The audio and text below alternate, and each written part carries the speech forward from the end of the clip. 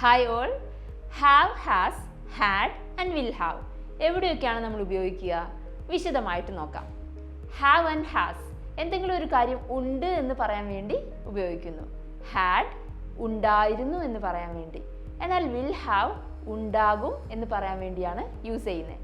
വിശദമായിട്ട് നോക്കാം. Have and has ഉണ്ട് എന്ന് പറയാൻ വേണ്ടി ഉപയോഗിക്കുന്നു. ആരുടെയൊക്കെ കൂടെയാണ് ഹാവ് വരിക? ആരുടെ കൂടെയാണ് ഹാസ് വരിക? ഹാവ് വരിക ഐ, യു, ദേ, വി അല്ലെങ്കിൽ ഒന്നിലധികം ആളുകളുടെ പേര് വരുമ്പോൾ ഇവരുടെ കൂടെയാണ് ഹാവ് ഉപയോഗിക്കുക.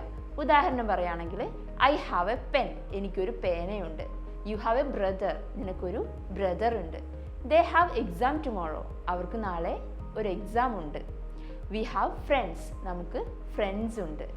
Tom and Jerry have a house, ടോമിനും ജെറിക്കും ഒരു ഹൗസ് ഉണ്ട്, ഒരു വീടുണ്ട്. ഓക്കെ, അപ്പോൾ എന്തെങ്കിലും ഒരു കാര്യം ഉണ്ട് എന്ന് പറയാൻ വേണ്ടി ഹാവ് ഉപയോഗിക്കുന്നു. ഐ, യു, ദേവി കൂടാതെ ഒന്നിലധികം പ്ലൂറൽ സബ്ജക്ട്സ് വരുമ്പോഴാണ് ഹാവ് ഉപയോഗിക്കുക. എന്നാൽ ഹാസ് വരിക ഇത് കൂടാതെയുള്ള സബ്ജക്ട്സ് ഉണ്ടല്ലോ, singular subjects.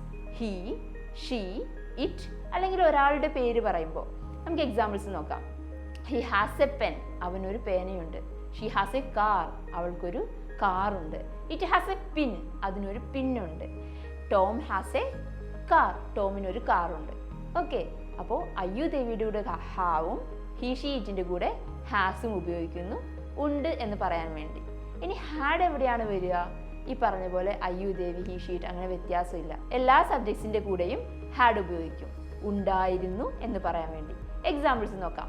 I had A pen, എനിക്കൊരു പേന ഉണ്ടായിരുന്നു. ഷീ ഹാഡ് എ കാർ, അവൾക്കൊരു കാർ ഉണ്ടായിരുന്നു.